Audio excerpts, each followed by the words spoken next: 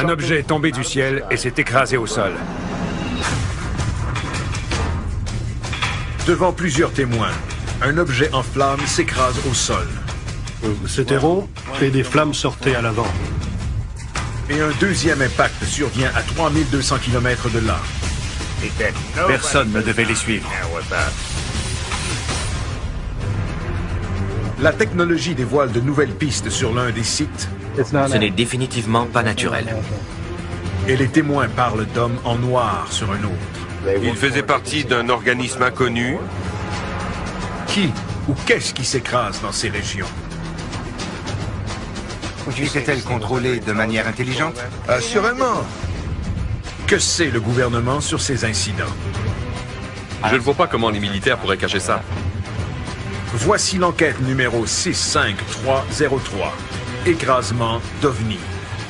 Whatever it was, they wanted it back.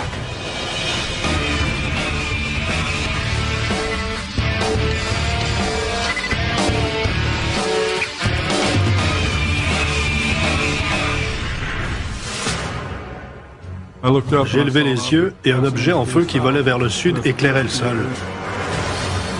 14 mai 2008. Needles, en Californie. Dans la noirceur du matin, vers 3 heures, un pêcheur voit quelque chose qu'il n'oubliera jamais.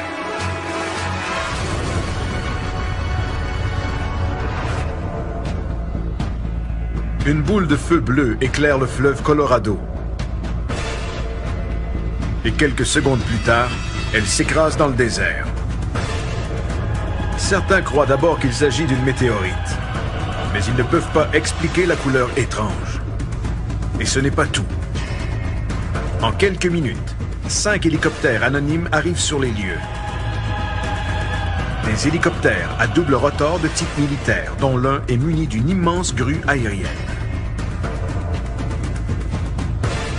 Peu après, des témoins ont vu les appareils quitter les lieux en héliportant quelque chose. Selon les témoins oculaires, l'objet mesure environ 10 mètres de long et est aussi massif qu'un camion-citerne. Plus impressionnant encore, l'objet bleu brûle toujours.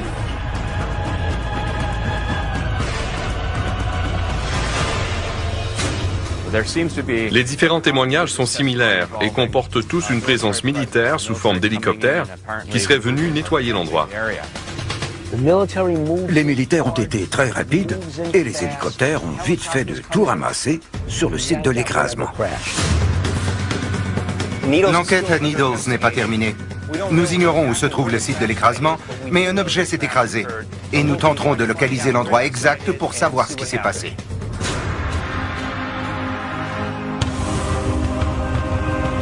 L'enquête débute à Needles, avec la recherche de nouveaux indices. Des gens sont persuadés que le désert cache encore des preuves de l'écrasement mystérieux. Ted Ackworth tentera de trouver l'endroit précis où l'objet s'est écrasé. Si un objet volant s'est écrasé ici, c'est certain qu'il existe encore des preuves solides, physiques et scientifiques. Pat Oskert longera le fleuve à la recherche de marques au sol. En tant qu'enquêteur, c'est une belle occasion pour moi d'aller sur le terrain pour trouver des réponses. Bill Burns rencontrera des témoins oculaires qui ont assisté à l'incident en direct. Je veux savoir pourquoi les militaires continuent à nier qu'ils sont venus ici.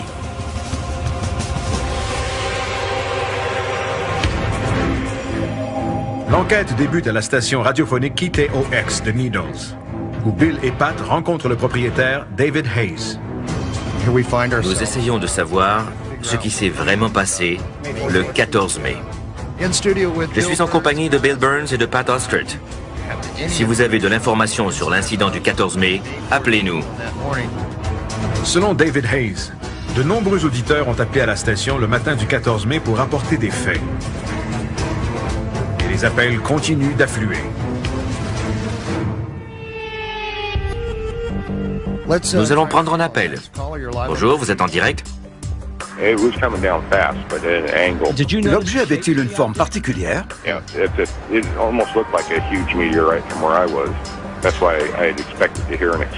D'accord. Plusieurs ont d'abord cru voir une météorite, mais ils ont changé d'avis en voyant la suite des événements. Je crois que cet objet sorti du ciel a été saisi ensuite. Mais je n'ai aucune idée de ce que c'était, puisqu'ils l'ont ramassé tellement vite. Vite à quel point? Tout s'est fait en 20 minutes. Crois-tu qu'il était suivi? Je crois que oui. Autrement, comment aurait-il pu effacer toute trace aussi vite? Il savait que l'objet était là. Plusieurs témoins sont réticents à parler de l'événement en raison de l'implication des militaires. J'ai vu des véhicules sur l'autoroute et l'un d'eux était très étrange, avec des antennes et des dômes. Sur la plaque, j'ai lu « Gouvernement des États-Unis » et les fenêtres étaient teintées noires. Le chauffeur m'a percé de son regard. Un peu plus tard, David revoit les mêmes véhicules garés devant sa station radio. Ils étaient garés à moins de 100 mètres de la station. Et sans en être certain, les véhicules semblaient munis d'une technologie électronique très avancée, comme pour me surveiller. La présence des véhicules de surveillance ne s'arrête pas là. Le jour de l'écrasement, en après-midi, des gens ont vu arriver des avions étranges et anonymes à l'aéroport local. Les avions sont blancs, avec une rayure rouge, et pour certains, ils sont très familiers. L'autre partie intrigante de l'histoire concerne les avions Janet, qui, ce matin-là, arrivaient et décollaient de l'aéroport international de la région. Janet n'est pas le nom d'une compagnie aérienne officielle, mais le nom attribué à ces avions blancs et rayés rouges qui sont en opération depuis les années 1970. Voici l'un de ces appareils vus à l'aéroport international McCarran à Las Vegas. Les vols Janet transporteraient les travailleurs secrets vers des endroits isolés et maintenant célèbres, dont la zone 51.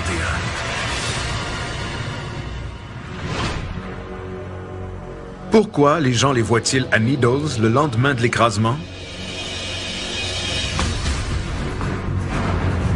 Bill se rend à l'aéroport Laughlin Bullhead pour y rencontrer le directeur, David Gaines, dans l'espoir d'obtenir la réponse.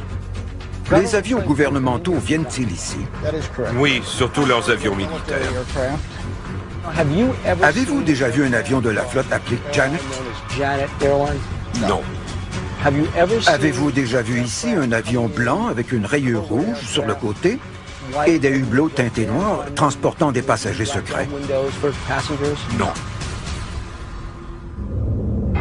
Vous n'avez jamais entendu parler de cet incident et vous n'en savez rien? Je n'y accorde aucune crédibilité parce que ça ne s'est pas passé ici. Si vous l'aviez vu, mais que vous aviez reçu l'ordre de ne rien divulguer, que me diriez-vous en ce moment? Je vous dirais qu'aucun avion blanc n'est venu ici et que personne n'est au courant de quoi que ce soit.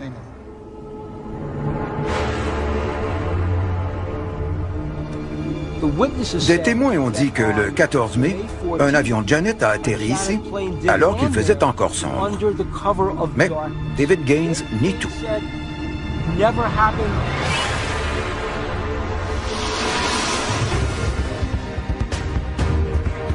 Puisque les témoins refusent d'en dire davantage sur les événements du 14 mai, l'équipe décide de chercher des preuves dans le désert. Pat prépare une expédition le long du fleuve Colorado. Son objectif consiste à trouver l'endroit exact de l'écrasement.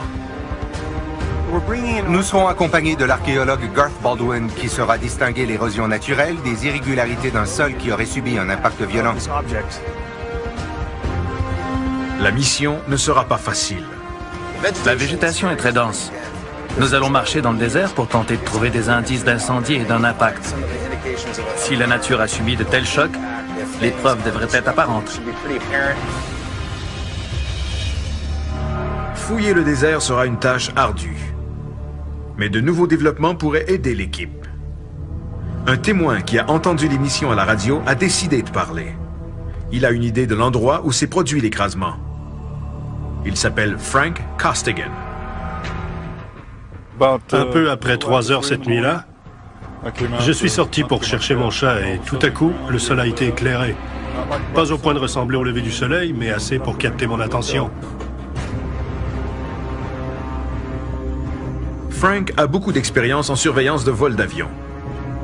Avant de s'installer à Needles, Il était chef de police à l'aéroport international de Los Angeles. L'objet avait quelle forme? Il était rond et des flammes sortaient à l'avant, des flammes turquoises. Il était environ 5 à 6 fois plus long que large, et je suis persuadé d'avoir entendu un boom supersonique quand il a ralenti jusqu'à la vitesse du son. S'est-il écrasé? Je ne sais pas.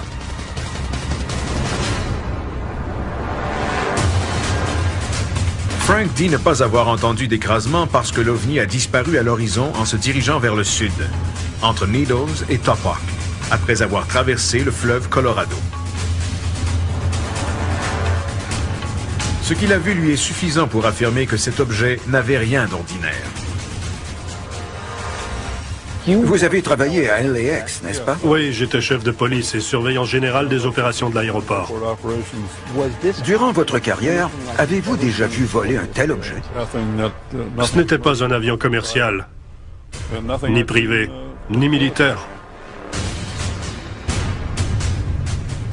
Ça me semblait un vol contrôlé qui serait devenu incontrôlable. C'est mon opinion.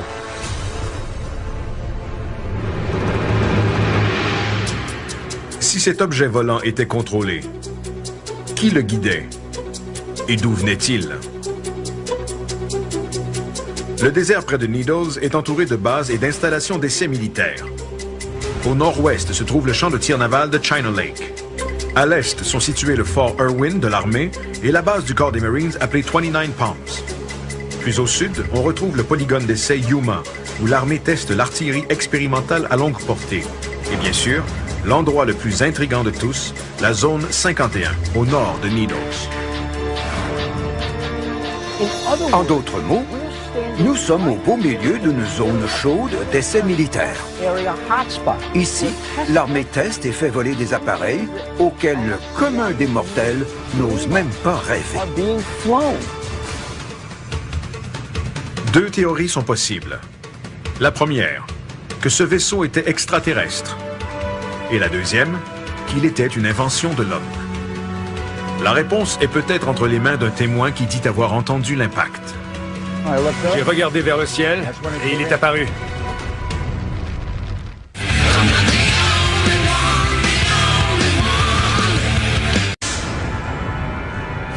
Il aperçut un nuage et un autre objet le suivait derrière.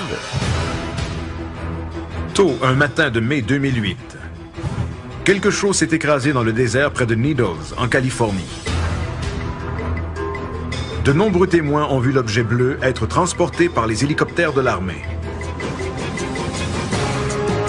L'histoire cache encore quelque chose qui pourrait être la clé du mystère. Ce genre d'incident s'est déjà produit dans le passé.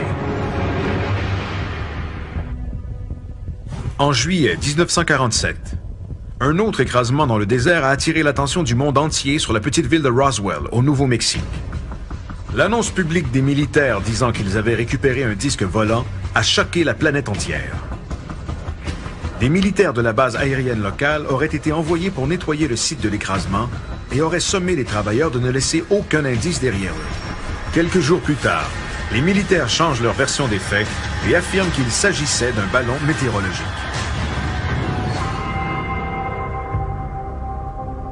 À Needles, l'équipe a trouvé un témoin important qui a accepté de participer à l'enquête, à condition que son vrai nom ne soit pas dévoilé.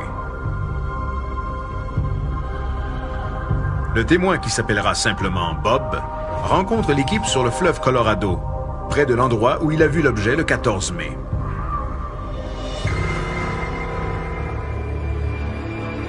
J'étais en train de pêcher et à 3 heures du matin, le devant du bateau s'est subitement illuminé. J'ai levé les yeux et j'ai vu quelque chose d'étincelant, bleu, qui tombait du ciel.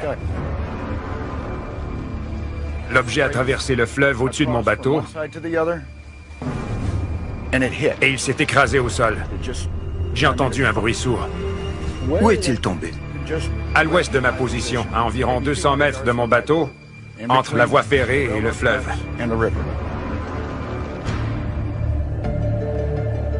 Bob explique qu'une quinzaine de minutes plus tard, des hélicoptères militaires sont arrivés. Un hélicoptère est apparu, puis un deuxième et un troisième. Le plus gros est arrivé peu de temps après. Il a volé au-dessus de mon bateau, s'est rendu au site de l'écrasement, il est descendu et quelques instants plus tard, il est reparti.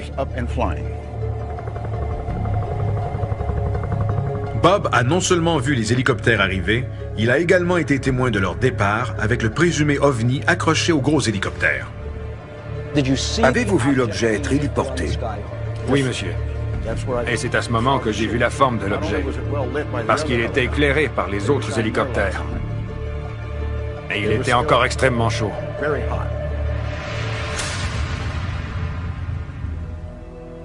Bob et Frank Costigan affirment que l'objet s'est écrasé dans la région désertique près du fleuve. Les recherches débutent. L'archéologue Garth Baldwin cherchera des irrégularités au sol. On devrait voir plusieurs signes de l'impact. Nous cherchons des déplacements de sol, des marques différentes et des changements de texture dans le sable et la terre. La sauge et le gazon poussent très lentement. Alors toute différence devrait être facile à voir. Parfait. Je pense qu'on aura de la chance parce que les militaires ont nécessairement laissé des traces.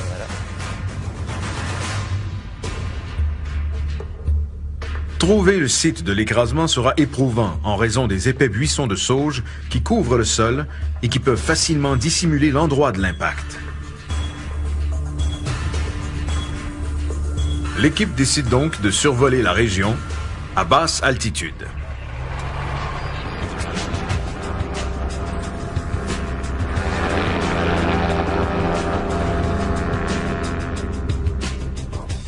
L'ultra-léger est muni d'une caméra à haute définition. Simultanément, Pat et Garth patrouillent le long de la berge du fleuve dans l'espoir d'apercevoir des indices. Ted et Bill, eux, refont le parcours de Bob en bateau.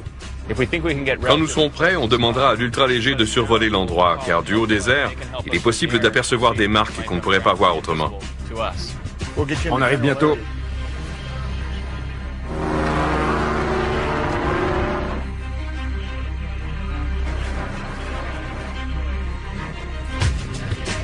Une heure plus tard, Bob voit quelque chose. Vous voyez le buisson qui touche l'eau? Ouais. C'est là. On doit s'en approcher.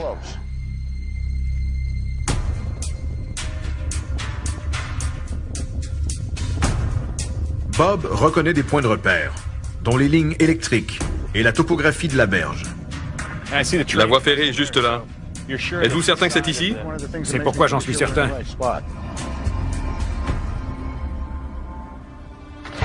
L'ultra-léger est appelé pour du soutien aérien.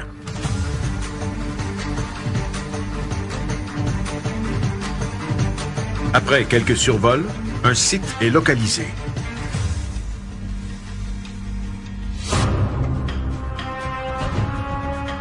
Notre pilote Glenn a cru voir un endroit brûlé au sud. Cela concorderait avec ce que vous avez vu, Bob. Effectivement, de notre position, ça s'est passé au sud. Les traces de brûlure résultent possiblement de l'écrasement de l'objet. Je propose d'effectuer des transects en S. Nous marcherons en formant des S, en équipe de 2, séparés de 20 ou 30 mètres de distance, pour couvrir une grande superficie rapidement. Partez d'ici, on partira de là et on se rejoindra. Allons-y avant que le soleil se couche.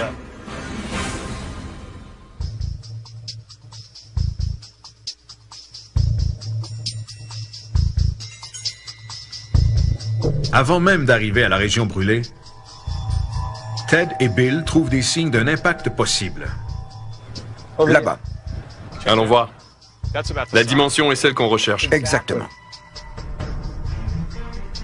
Ce petit monticule est plutôt étrange, non? Ouais. Et la dimension de ce cratère correspond aux descriptions. En fait, on voit uniquement une partie d'un cratère de ce côté. Si un objet atterrit ici en repoussant le sable devant lui, il serait normal de voir une dune comme celle-ci. Je vois une forme de fer à cheval dans cette direction. Fascinant. C'est précisément la trajectoire décrite par Bob. Tout à fait.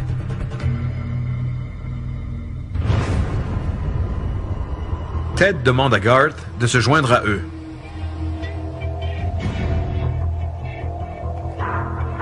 Je ne vois pas de traces d'un impact direct. Je ne vois pas non plus de signes de végétation qui aurait brûlé parce qu'autour, tout est intact. Il n'y a pas eu d'impact ici.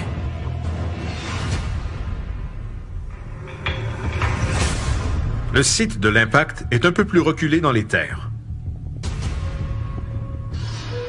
Quelques heures plus tard, l'équipe l'aperçoit. Tout a brûlé ici. Tout ce qu'on voit a brûlé. Bob a dit que l'objet soulevé par l'hélicoptère était encore en flammes. Mais il n'a pas parlé d'une explosion. C'est vrai. C'est un peu contradictoire. Garth explique pourquoi il a des doutes. Ces parcelles de terrain brûlées sont probablement le résultat de feux de broussailles. Plusieurs buissons ont brûlé ici et là, mais ça me semble naturel. Il y a de la végétation bien vivante tout autour, et de la vieille végétation très sèche, qui aurait pris feu s'il s'agissait de l'endroit de l'impact.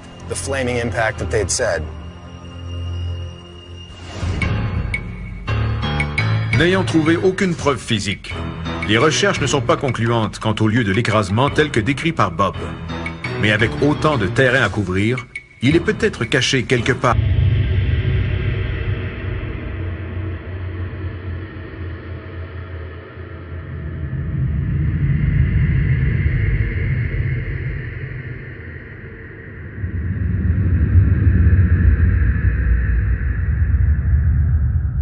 Dans la brousse. C'est beaucoup plus difficile que prévu. Notre pilote a trouvé des endroits brûlés du haut des airs et nous les avons tous examinés de près sans trouver de preuve d'un impact. Nous allons continuer en espérant être chanceux. Pendant les recherches au sol, un nouvel indice fait surface.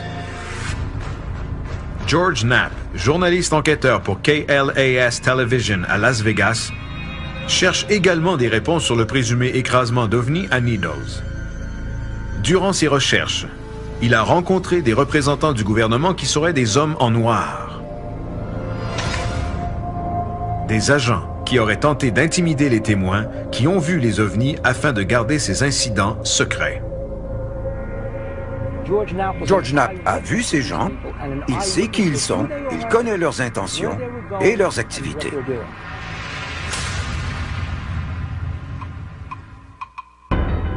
Pendant que Bill suit cette nouvelle piste, Ted et Pat tournent leur attention vers la Pennsylvanie, où l'enquête sur un écrasement d'OVNI dans la petite municipalité de Kecksburg vient de connaître un dénouement important.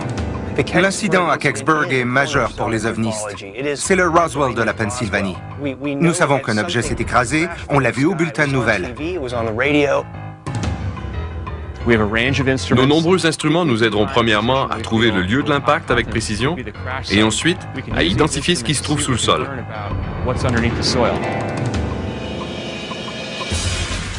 Ted prépare une analyse approfondie du site de Kecksburg à l'aide du témoignage du dernier témoin vivant.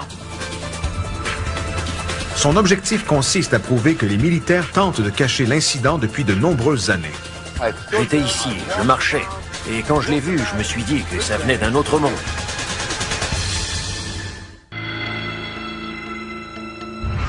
À Needles, en Californie, un objet éclatant qui semblait hors de contrôle s'est écrasé dans le désert. Les témoins disent qu'il a été récupéré par un groupe d'hélicoptères de l'armée. Mais l'incident ne s'arrête pas là. Des gens ont vu des avions anonymes se poser à l'aéroport local. Des avions identiques à ceux qui assurent le transport à la base militaire ultra secrète appelée Zone 51. Ce genre d'incident est arrivé auparavant, et pas seulement à Roswell. Il y a 40 ans, un objet s'est écrasé dans la petite ville paisible de Kecksburg, en Pennsylvanie. L'objet en question n'était pas hors de contrôle. Et selon les témoins, quelqu'un devait être à ses commandes. Le 9 décembre 1965, vers 16h45, un objet qui ressemble à une boule de feu se déplace dans le ciel. Mais plusieurs sont persuadés qu'il ne s'agit pas d'une météorite, parce que l'objet se déplace trop lentement. Peu importe ce qu'il est, il est devenu incontrôlable et s'est écrasé.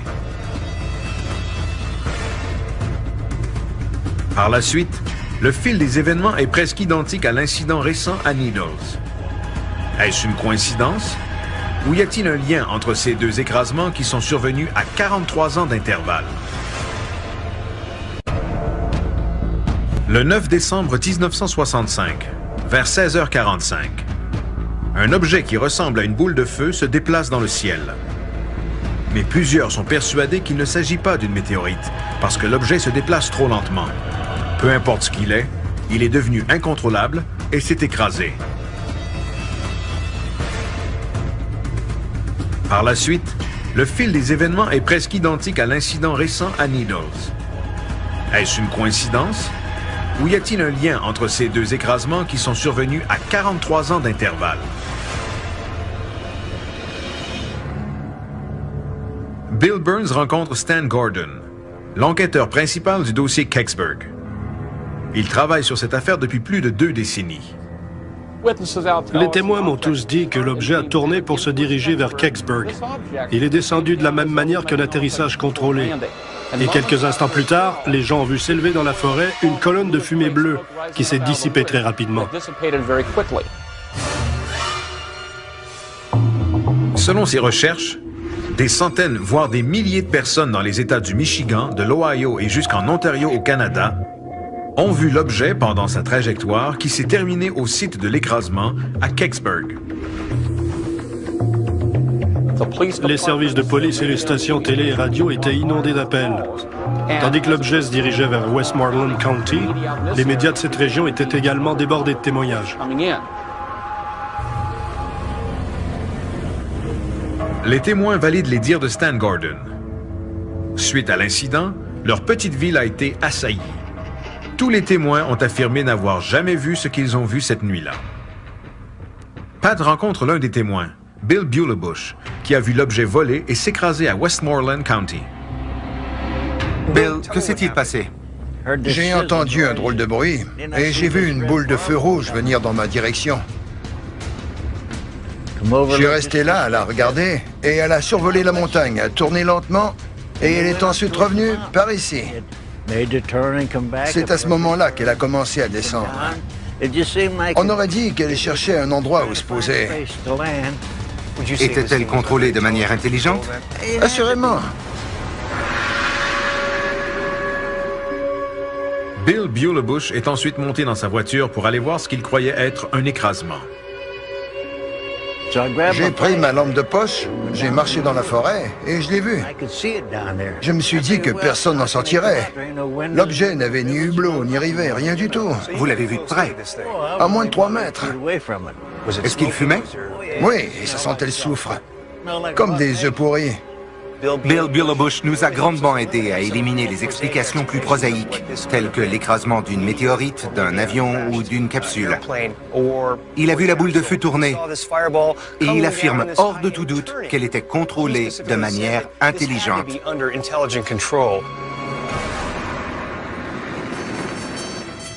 Peu après, le personnel d'urgence se rend au site de l'écrasement. Le pompier volontaire Jim Romanski fait partie des premiers répondants et il est stupéfait par ce qu'il voit.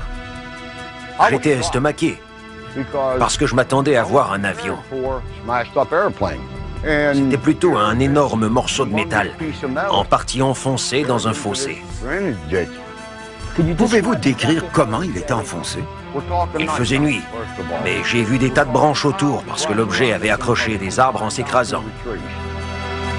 Jim dit que l'OVNI avait la forme d'un gland, marqué d'inscriptions étranges tout autour. Cette description est rare. Les ovnis sont généralement triangulaires ou en forme de disque. Mais ce n'est pas tout. Ces étranges hiéroglyphes rappellent une autre enquête menée à Bentwaters, où un ovni se serait posé près d'une base militaire britannique en 1980. L'OVNI arborait également des hiéroglyphes semblables à ceux dont parlent les témoins à Kecksburg. Aviez-vous déjà vu ça? Non, jamais de ma vie. J'étais ici, je marchais, et quand je l'ai vu, j'ai bien examiné cette chose. J'ai réfléchi, et je me suis dit que ça venait d'un autre monde. « 43 ans plus tard, un événement semblable se produit à Needles. Au cours des heures qui ont suivi l'écrasement, des douzaines de militaires de l'armée terrestre et de l'air sont arrivés sur les lieux. Ils ont sécurisé l'endroit et ont interdit au public d'y accéder. À l'intérieur du périmètre de sécurité, ils ont effectué des recherches intensives.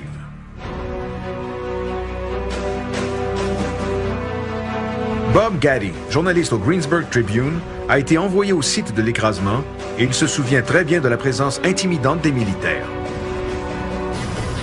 À mon arrivée, il y avait déjà au moins une douzaine de militaires sur les lieux, en plus des policiers de l'État de Pennsylvanie. Je leur ai dit que je devais aller voir. Et ils m'ont répondu qu'il n'y avait rien à voir. Alors j'ai demandé pourquoi ils m'interdisaient l'accès s'il n'y avait rien.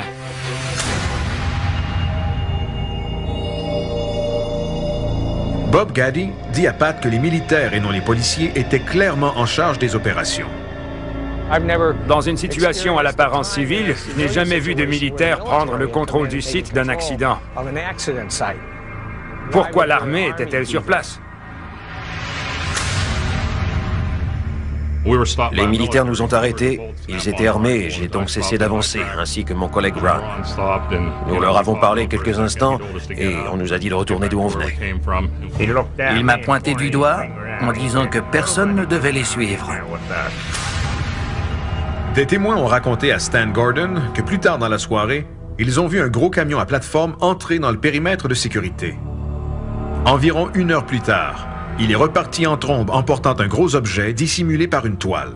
Si quelqu'un avait marché devant le camion, il se faisait écraser. Durant son enquête, Stan Gordon a rencontré Jim Romanski, Bill Bulebush et plusieurs autres témoins qui l'ont mené à l'endroit où l'objet s'est écrasé. Ces témoins, rencontrés individuellement, lui ont tous indiqué le même endroit. J'ai bon espoir de trouver l'endroit exact où ils m'ont conduit il y a 27 ans. Il y a manifestement eu un écrasement, et j'apporterai un géoradar qui nous aidera à trouver de nouvelles preuves. Non seulement Stan a rencontré des témoins qui nous ont indiqué le même endroit, mais les chances que nous y trouvions des débris sont excellentes. Les témoins et les enquêteurs ont déjà scruté cet endroit, mais jamais avec de l'équipement technologique moderne. Ces marques pourraient-elles indiquer qu'un objet s'est écrasé ici? Est-ce possible? C'est possible. À travers le pays, l'incident à Needles est connu du public lorsque des gens rapportent avoir vu les tristement célèbres hommes en noir. Ils sont des agents fédéraux. Ça venait d'un autre monde. En décembre 1965, un objet en flammes a survolé le ciel du Canada, du Michigan et de l'Ohio. À ces endroits, des témoins disent que ces débris sont tombés au sol, qu'ils ont entendu un boom supersonique et un sismographe aurait même enregistré l'impact. Aucune de ces preuves n'a fait surface, et seule la petite ville de la Pennsylvanie, Kecksburg, a fait l'objet d'une enquête.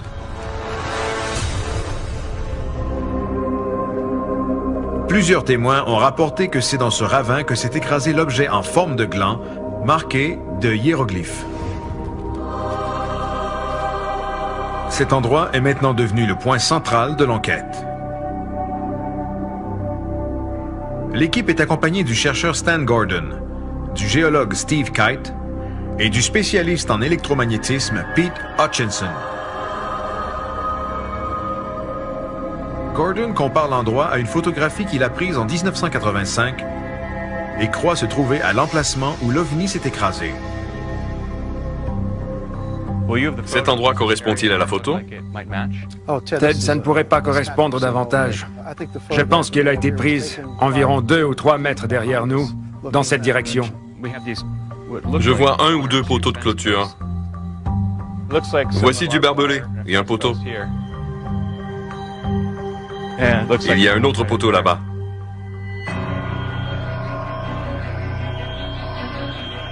Les poteaux de clôture identifiés grâce à la photographie de Stan Gordon et les témoins sur place indiquent que l'écrasement s'est bel et bien produit à cet endroit. Pourtant, pendant des années, les sceptiques ont clamé que les dommages subis par le ravin avaient été causés par une sonde spatiale russe. La sonde Cosmos 96, lancée pour atteindre la planète Vénus, avait la même taille et la même forme que le présumé OVNI. Toutefois, même cette explication a été rejetée récemment. Selon le Centre national des données scientifiques de la NASA, l'armée de l'air a suivi les données de Cosmos 96 qui indiquent que le déclin d'orbite de la sonde s'est effectué plus tôt que 16h43, heure normale de l'Est, le 9 décembre.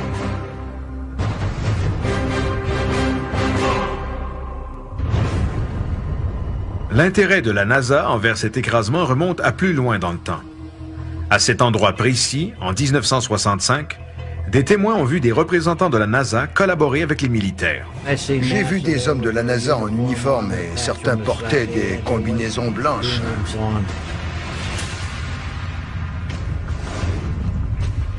Tout cela rappelle Roswell et les méthodes secrètes employées lors de cet écrasement. Un gros camion avait rapporté quelque chose caché sous une toile durant la nuit.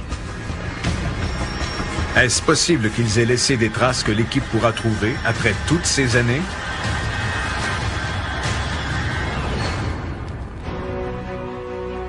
Pete Hutchison a plusieurs instruments scientifiques pour analyser le sol.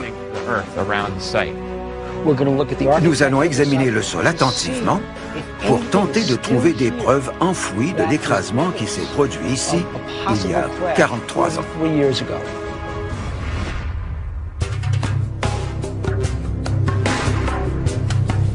Pete Hutchinson et son adjoint Brian commencent le balayage électromagnétique du sol.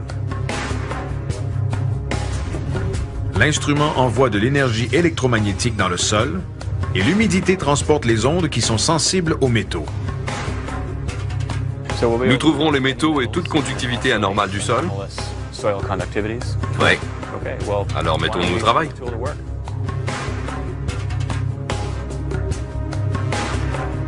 Durant leur recherche, le balayeur identifie la conductivité métallique, sans toutefois donner d'informations sur la taille et la forme du métal, opération qui exige d'autres appareils. De nombreuses anomalies apparaissent sur la carte en 2 dimensions. Le rouge indique un niveau plus élevé, mais de quel ordre? Manifestement, il y a du métal enfoui à cet endroit. Est-ce un élément qui découle de la nature? En noir, on voit ce qui est naturel et ça exclut la partie en rouge.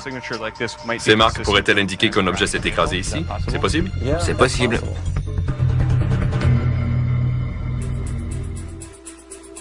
Selon Pete Hutchinson, l'aspect inhabituel réside dans la concentration de métal anormalement élevée pour cette région de la Pennsylvanie.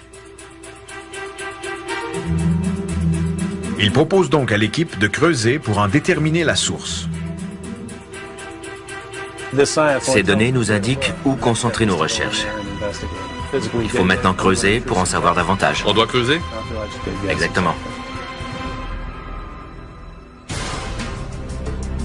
L'équipe doit exposer le site avant la noirceur. Pat participe également aux fouilles. Et une fois le sol dégagé, Pete se sert du radar qui pénètre le sol pour identifier la taille du morceau de métal. Venez voir. Il commence ici.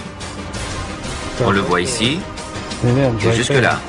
Ce n'est définitivement pas quelque chose de naturel. Le soleil étant sur le point de se coucher, les fouilles devront attendre au lendemain matin. D'où vient ce métal enfoui sous le site présumé de l'écrasement? Je suis impatient de continuer les fouilles pour avoir des réponses.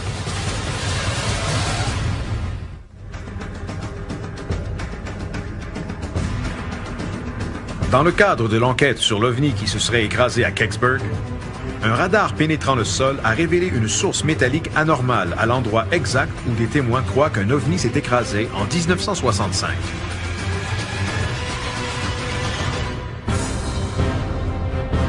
L'équipe a découvert l'emplacement et s'apprête maintenant à creuser pour identifier la source métallique. En quelques minutes, L'équipe se heurte à un obstacle impénétrable.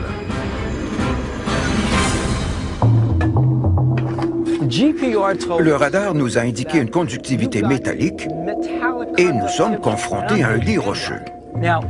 L'objet peut être dissimulé sous la pierre, mais cette possibilité est très peu probable. Le radar a peut-être capté des résidus métalliques de l'objet sur la pierre.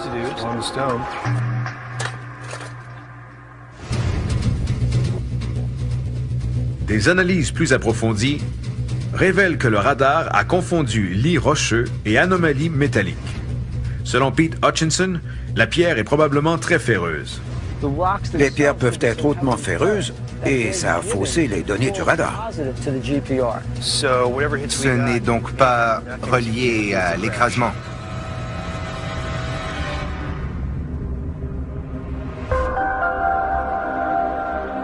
Malgré le faux signal généré par le lit rocheux, les témoignages et les entrevues individuelles qui ont soulevé les mêmes faits rendent ce site intéressant. Tout le monde s'entend. Un objet s'est écrasé ici selon tous les témoins et la présence des militaires qui en ont pris possession. On n'a rien trouvé aujourd'hui, mais un objet s'est tout de même écrasé ici à Kecksburg.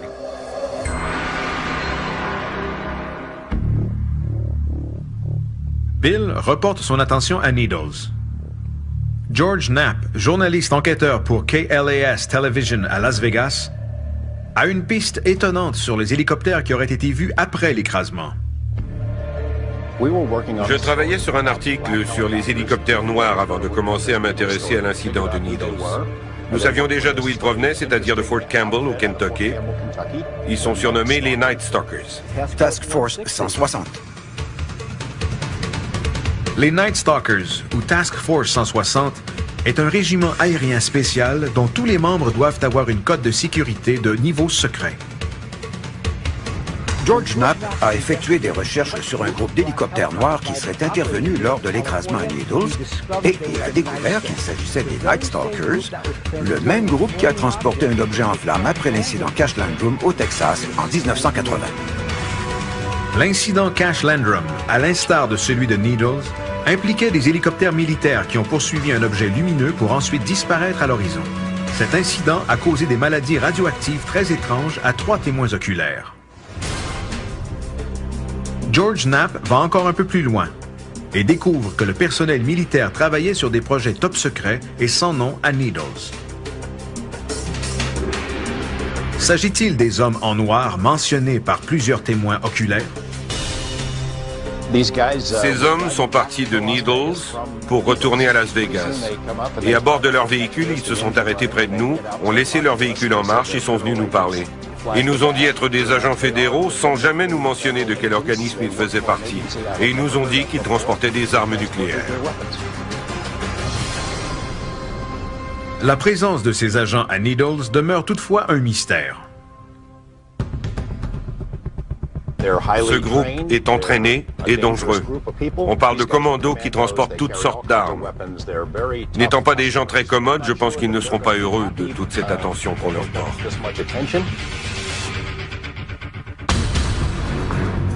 Malgré leur présence, George ne croit pas que ces agents étaient des hommes en noir, ni qu'ils avaient un rapport avec l'écrasement à Needles.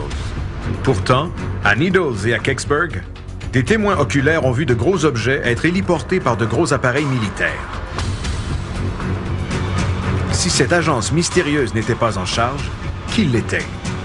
Nous avons un tas de récits de gens qui ont vu des hommes d'une agence fédérale étrange dans des VUS noirs à Needles le lendemain de l'écrasement d'un présumé ovni. Ces récits sont véridiques. Peu importe ce qui s'est passé, des avions de la zone 51 ont été vus à proximité. Les hélicoptères qui ont apporté l'objet étaient peut-être impliqués dans un autre incident où des gens ont été exposés à des radiations. On sait maintenant avec certitude que des agents fédéraux se trouvaient dans la région de Needles et qu'ils possédaient des armes nucléaires. Cet objet qui s'est écrasé aurait-il un lien avec un appareil qui transportait une technologie nucléaire? Émettait-il des radiations et était-il secret au point d'être basé à la zone 51? Ce qui nous manque, ce sont des preuves irréfutables qu'un écrasement s'est produit. Nous savons que les militaires cachent de l'information. Ils arrivent sur les lieux, transmettent de la fausse information, et ensuite ils nient tout ce qui s'est passé. Les sites d'écrasement étant nettoyés au point de ne laisser aucune trace, sous-entend-il que ces incidents menacent la sécurité nationale? Peu importe ce qui tombe du ciel, les militaires tiennent à garder ces événements secrets.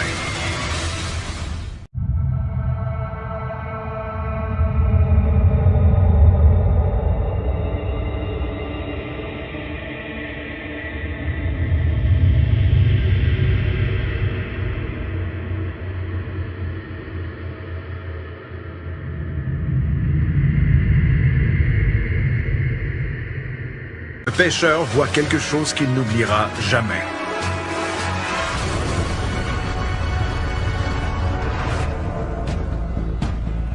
Une boule de feu bleu éclaire le fleuve Colorado.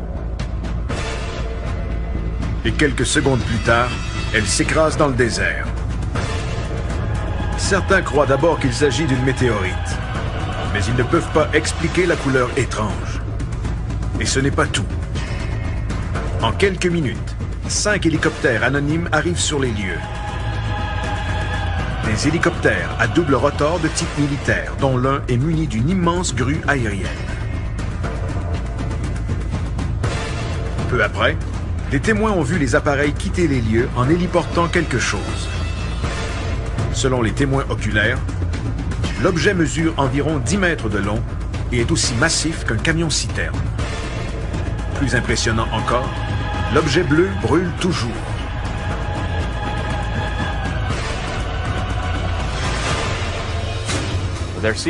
Les différents témoignages sont similaires et comportent tous une présence militaire sous forme d'hélicoptère qui serait venue nettoyer l'endroit.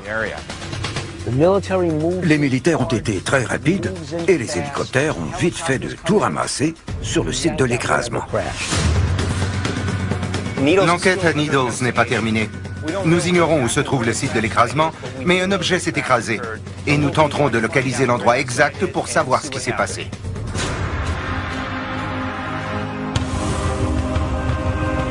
L'enquête débute à Needles, avec la recherche de nouveaux indices. Des gens sont persuadés que le désert cache encore des preuves de l'écrasement mystérieux. Tout s'est fait en 20 minutes. Crois-tu qu'il était suivi? Je crois que oui. Autrement, comment aurait-il pu effacer toute trace aussi vite? Il savait que l'objet était là. Plusieurs témoins sont réticents à parler de l'événement en raison de l'implication des militaires. J'ai vu des véhicules sur l'autoroute et l'un d'eux était très étrange, avec des antennes et des dômes. Sur la plaque, j'ai lu « Gouvernement des États-Unis » et les fenêtres étaient teintées noires. Le chauffeur m'a percé de son regard. Un peu plus tard, David revoit les mêmes véhicules garés devant sa station radio. Ils étaient garés à moins de 100 mètres de la station.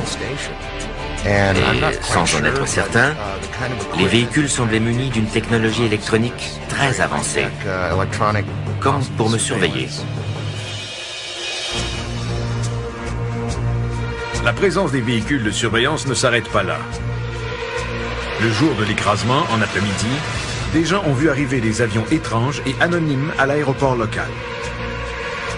Les avions sont blancs, avec une rayure rouge, et pour certains, ils sont très familiers. L'autre partie intrigante de l'histoire concerne les avions Janet, qui ce matin-là arrivaient et décollaient de l'aéroport international de la région. Janet n'est pas le nom d'une compagnie aérienne officielle, mais le nom attribué à ces avions blancs et rayés rouges qui sont en opération depuis les années 1970. Voici l'un de ces appareils vu à l'aéroport international McCarran à Las Vegas. Les vols Janet transporteraient les travailleurs secrets vers des endroits isolés et maintenant c'est... Ted Ackworth tentera de trouver l'endroit précis où l'objet s'est écrasé. Si un objet volant s'est écrasé ici, c'est certain qu'il existe encore des preuves solides, physiques et scientifiques. Pat Oskert longera le fleuve à la recherche de marques au sol. En tant qu'enquêteur, c'est une belle occasion pour moi d'aller sur le terrain pour trouver des réponses. Bill Burns rencontrera des témoins oculaires qui ont assisté à l'incident en direct. Je veux savoir pourquoi les militaires continuent à nier qu'ils sont venus ici.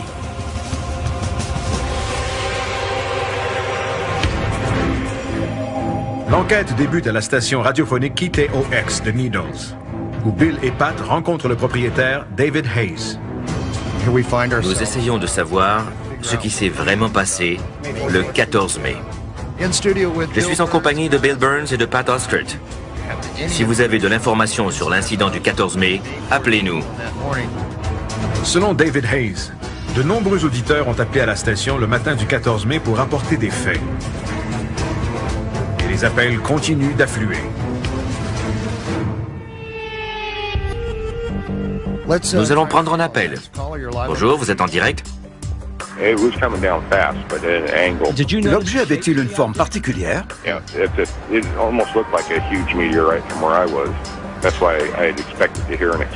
D'accord. Plusieurs ont d'abord cru voir une météorite, mais ils ont changé d'avis en voyant la suite des événements. Je crois que cet objet sorti du ciel a été saisi ensuite, mais je n'ai aucune idée de ce que c'était, puisqu'ils l'ont ramassé tellement vite. Vite à quel point?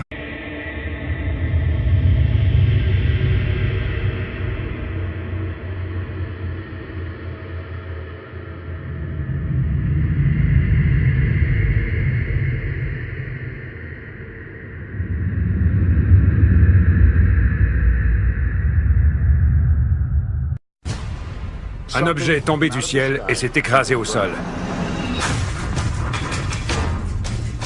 Devant plusieurs témoins, un objet en flammes s'écrase au sol. C'était rond et des flammes sortaient à l'avant. Et un deuxième impact survient à 3200 km de là. Personne ne devait les suivre. La technologie dévoile de nouvelles pistes sur l'un des sites. Ce n'est définitivement pas naturel. Et les témoins parlent d'hommes en noir sur un autre. Il faisait partie d'un organisme inconnu. Qui ou qu'est-ce qui s'écrase dans ces régions? Était-elle contrôlée de manière intelligente? Assurément. Que sait le gouvernement sur ces incidents? Je ne vois pas comment les militaires pourraient cacher ça. Voici l'enquête numéro 65303. Écrasement d'OVNI. Whatever it was, they wanted it back.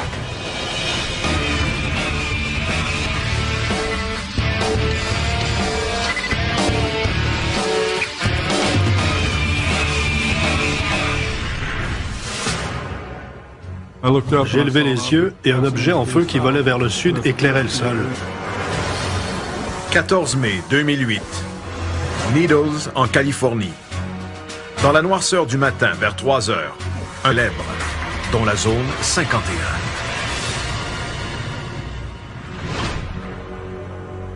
Pourquoi les gens les voient-ils à Needles le lendemain de l'écrasement? Bill se rend à l'aéroport Laughlin Bullhead pour y rencontrer le directeur, David Gaines, dans l'espoir d'obtenir la réponse. Les avions gouvernementaux viennent-ils ici? Oui, surtout leurs avions militaires. Avez-vous déjà vu un avion de la flotte appelé Janet? Non. Avez-vous déjà vu ici un avion blanc avec une rayure rouge sur le côté et des hublots teintés noirs transportant des passagers secrets? Non. Vous n'avez jamais entendu parler de cet incident et vous n'en savez rien? Je n'y accorde aucune crédibilité parce que ça ne s'est pas passé ici. Si vous l'aviez vu, mais que vous aviez reçu l'ordre de ne rien divulguer, que me diriez-vous en ce moment? Je vous dirais qu'aucun avion blanc n'est venu ici et que personne n'est au courant de quoi que ce soit.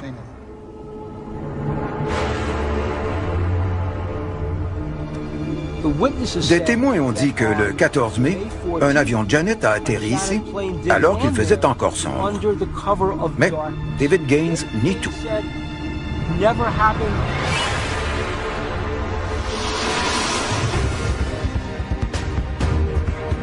Puisque les témoins refusent d'en dire davantage sur les événements du 14 mai, l'équipe décide de chercher des preuves dans le désert.